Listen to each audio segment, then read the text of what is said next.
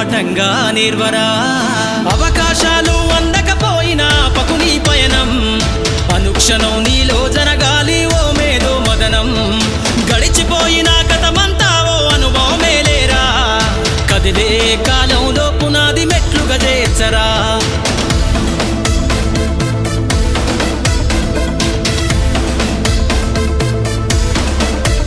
దండుగా కదిలిన సీమన నడకను చూసి నేర్వాలి ఐకమత్యం ఎదురెక్కిన సేపల ధైర్యం ధరిసి పెంచాలి ఆత్మస్థైర్యం